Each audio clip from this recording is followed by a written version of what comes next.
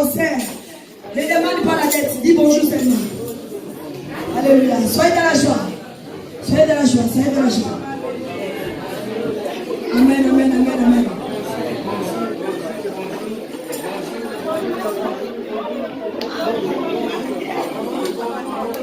Shalom à tous, bonjour à tous. Ça c'est la joie des enfants de Dieu.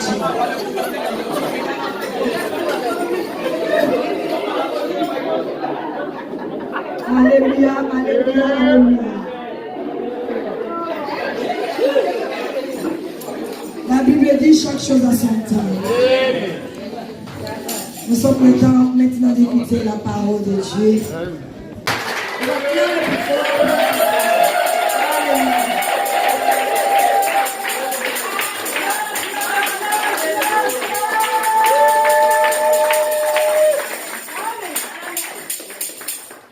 Alléluia. Amen. Je finirai par croire que je suis très important. Amen. Mais c'est Jésus qui est plus important. Amen. Et qu'il vous bénisse. Amen. On va lire la parole du Seigneur.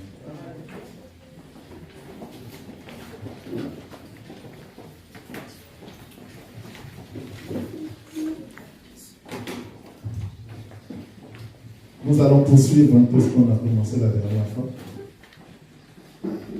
Apocalypse chapitre 2.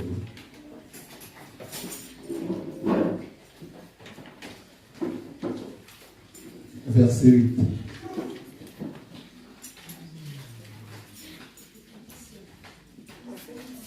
Apocalypse chapitre 2, verset 8.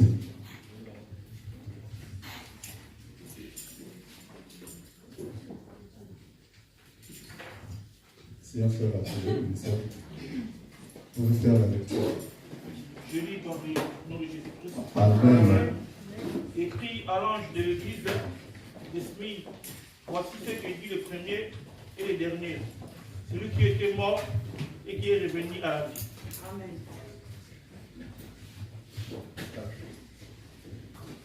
Je connais la tribulation et la pauvreté, et pourtant tu es riche. Et la calomnie, ceux qui se disent juifs et ne le sont pas, mais qui sont une synagogue de Satan. Ne crains pas ce que tu vas souffrir.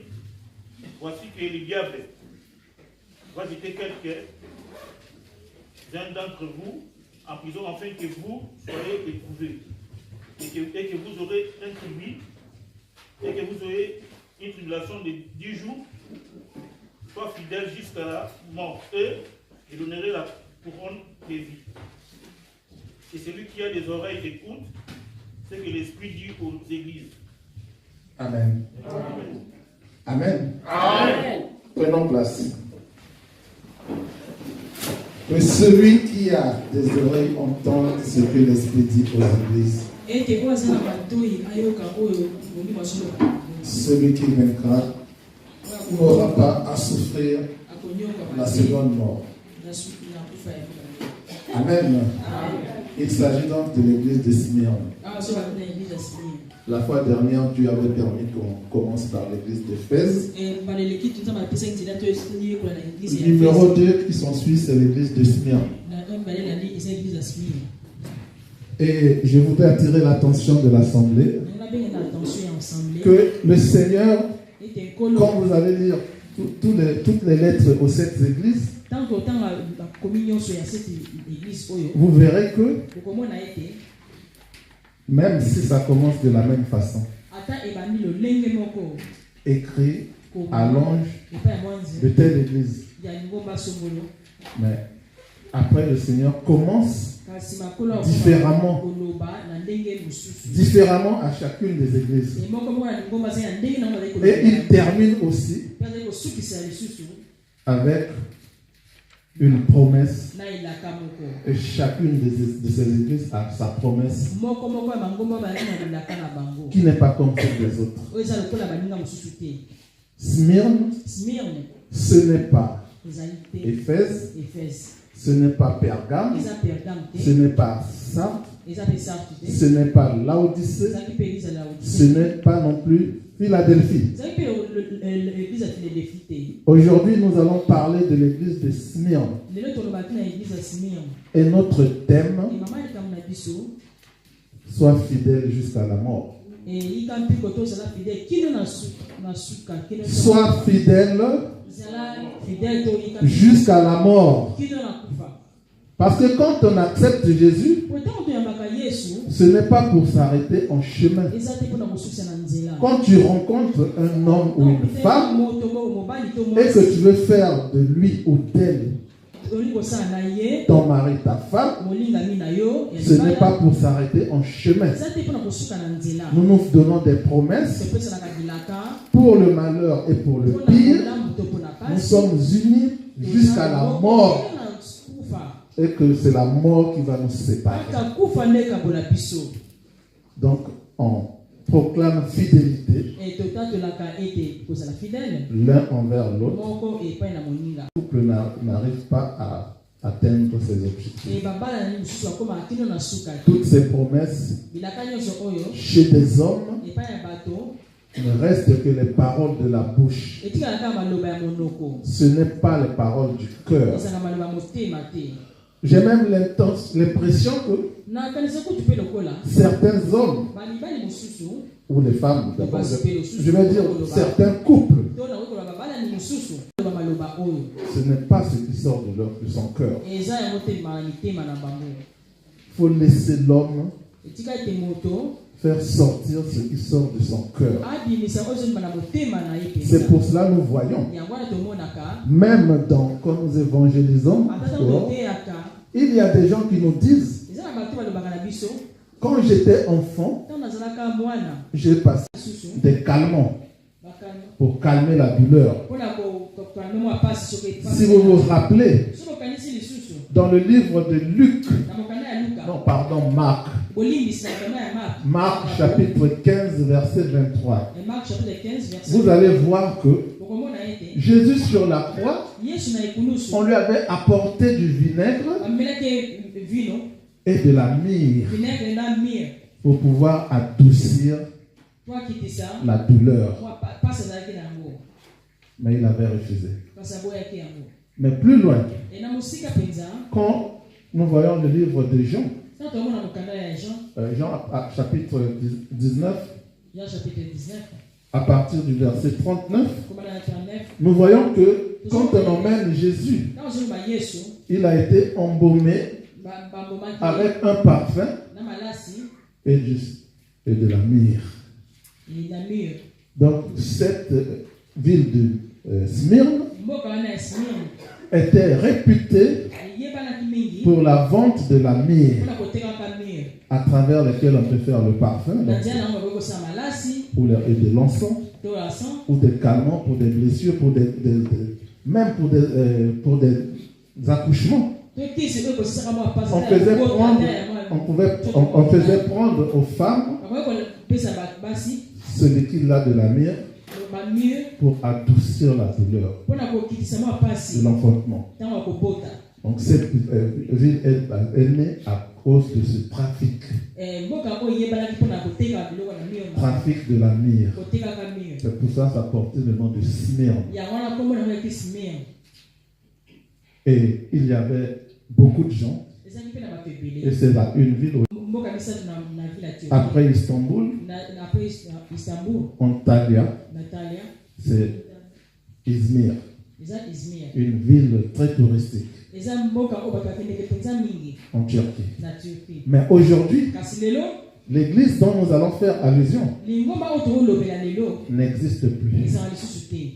Ça n'existe plus. Mais par contre, tout comme dans l'église d'Éphèse, vous pouvez rencontrer aujourd'hui, dans la ville d'Éphèse, l'église a disparu, mais le monument de Diane, où on faisait l'adoration satanique, ça existe jusqu'aujourd'hui.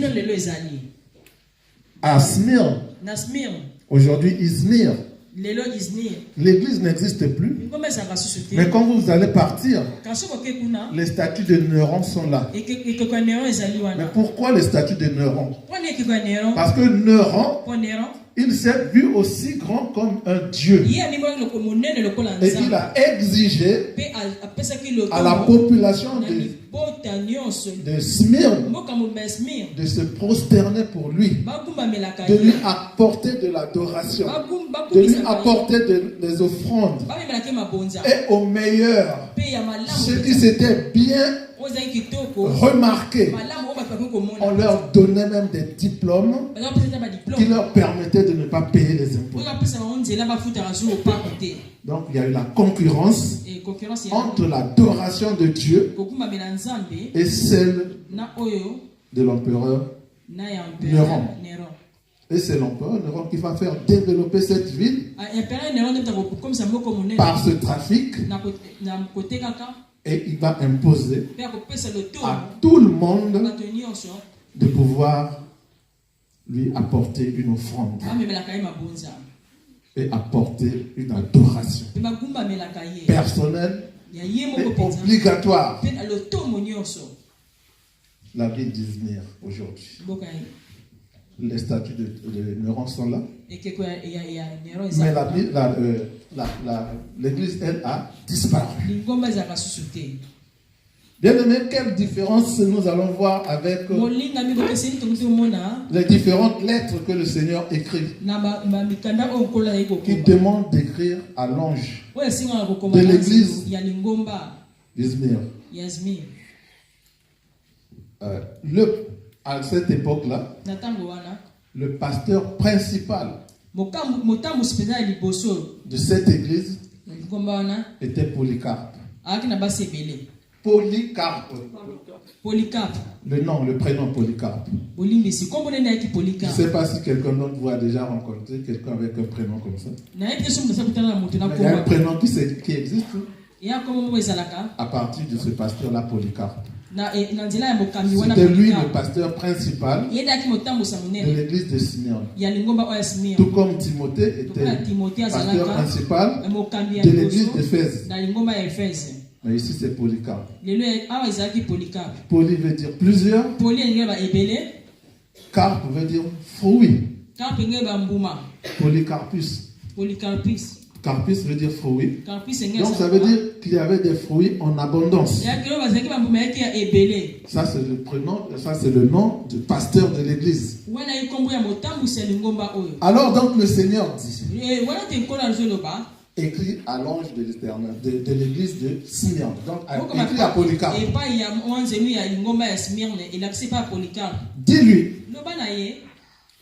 que voici, je suis le premier et le dernier, celui qui était mort et qui est ressuscité.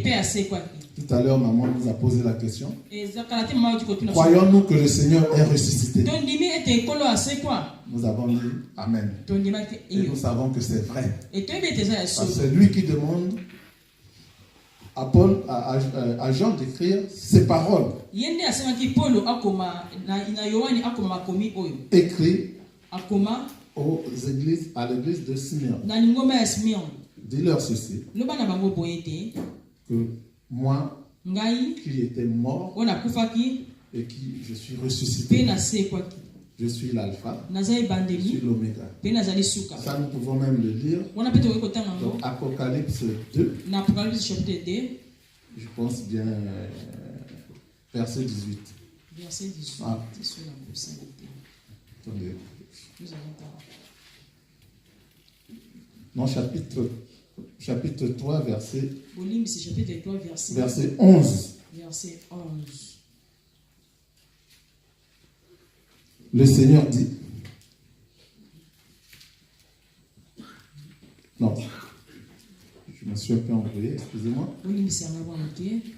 Mais toujours est-il que le Seigneur écrit que c'est lui, donc c'est Apocalypse 1, 18, voilà. Apocalypse chapitre 1, verset 18. Merci Seigneur. Apocalypse 1, verset 18. La Bible dit,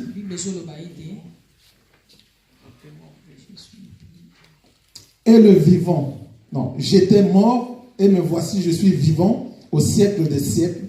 Je tiens la clé de la mort et du séjour des morts. Donc le Seigneur déjà, il s'était présenté à Jean comme celui qui était mort et celui qui est vivant. Et quand il écrit à l'église, il le dit, il se présente aussi comme celui qui était mort et celui qui est vivant. Mais pourquoi à l'église de Smyrne, le Seigneur va écrire en commençant par cette parole? Eh bien, il y a une grande histoire, bien aimée, parce que cette église-là, cette ville de Smyrne, elle a été détruite en 622 avant Jésus-Christ. Il y avait des attaques des Iliates qui avaient envahi la ville et ils avaient mis la ville à sac. Et la ville a été totalement détruite. C'est alors que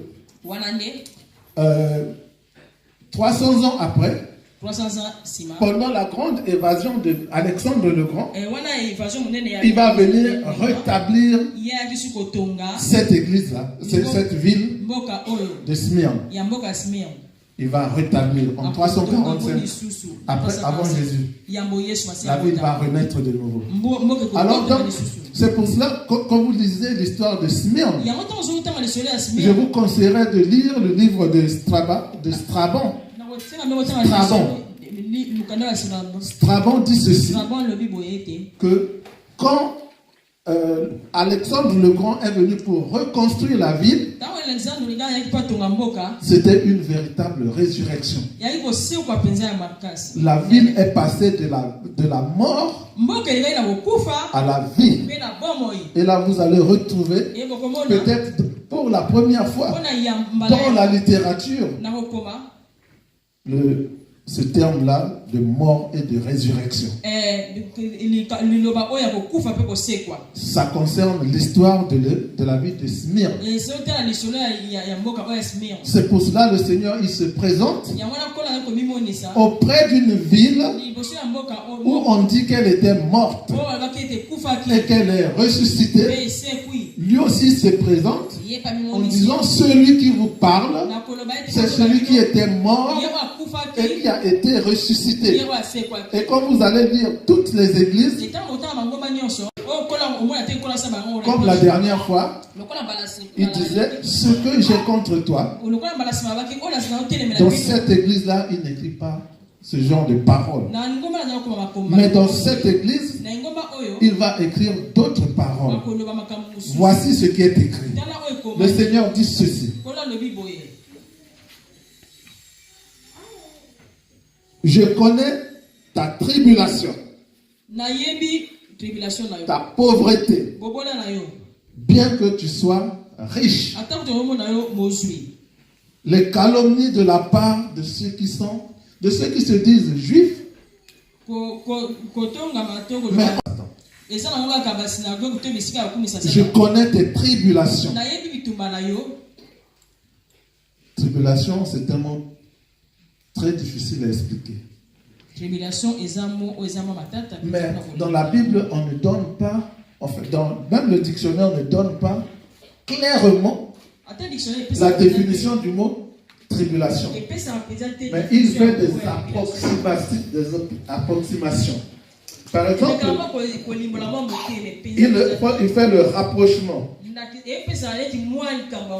Tribulation, c'est l'affliction.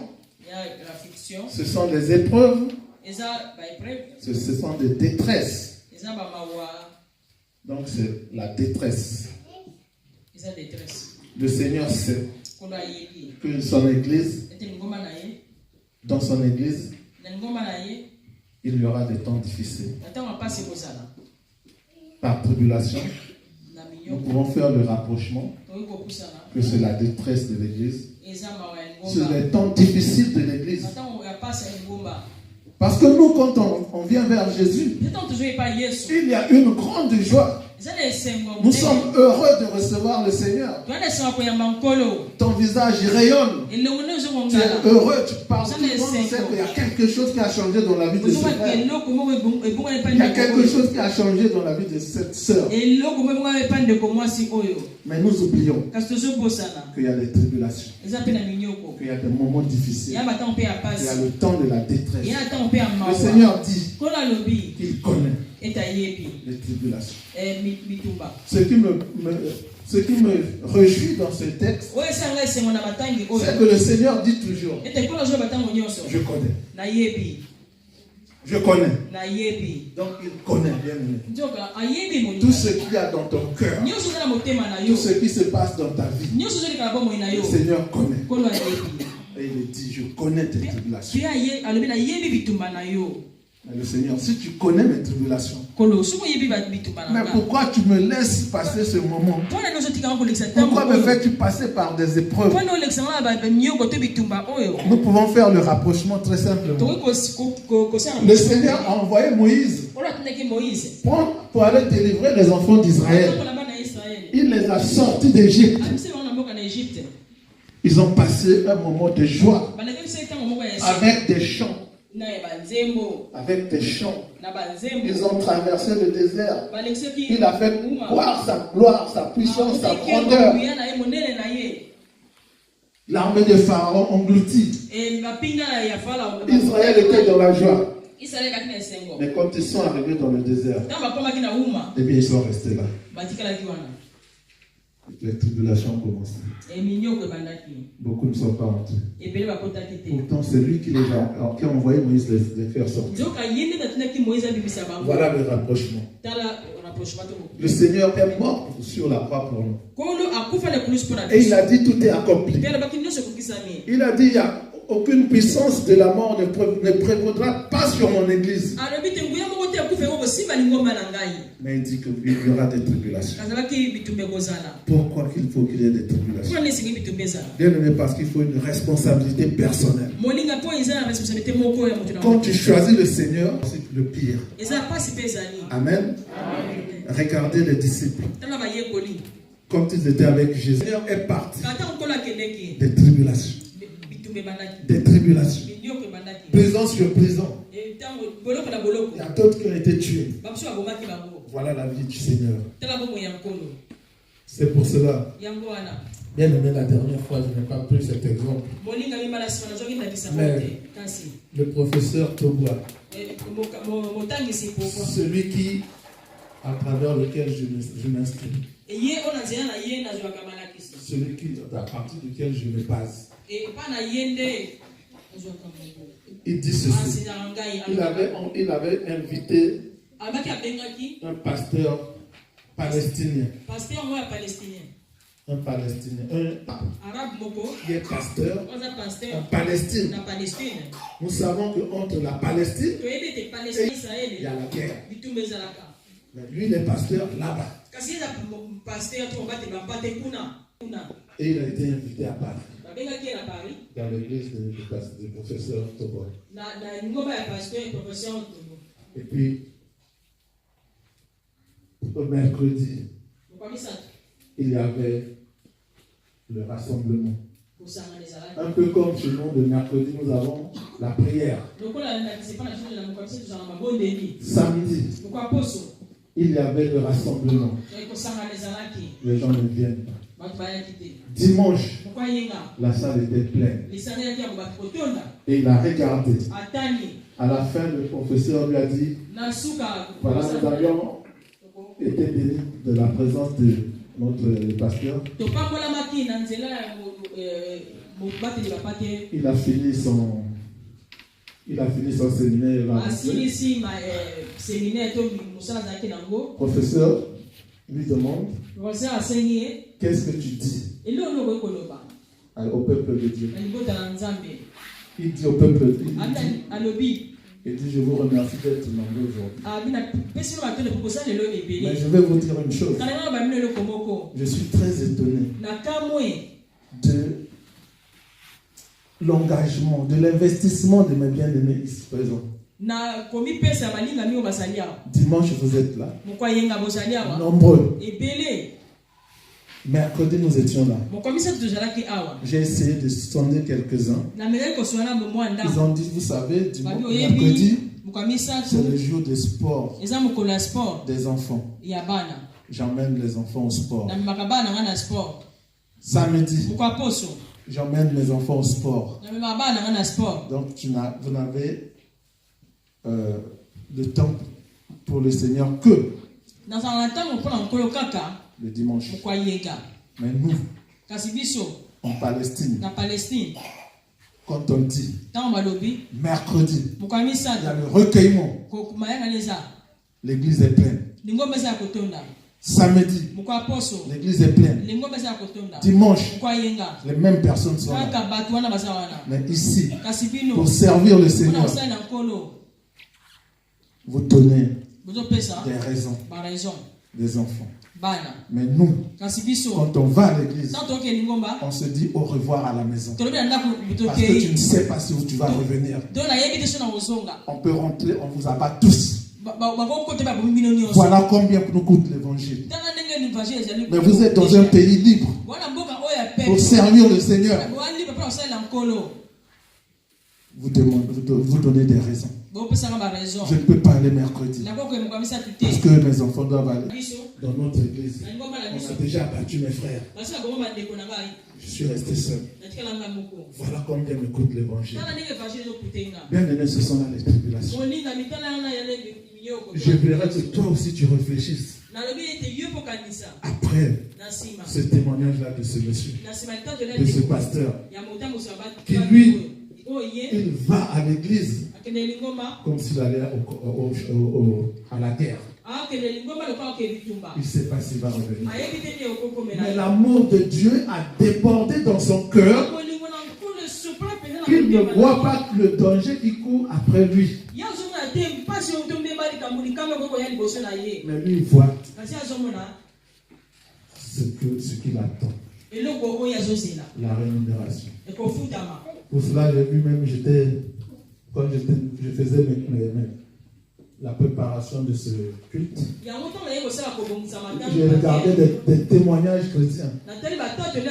Et j'ai vu un témoignage où on m'a donné à peu près la même chose.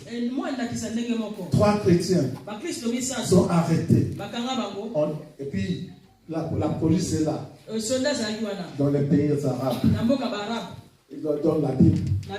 Celui qui crache sur la Bible, il sort, il a la vie.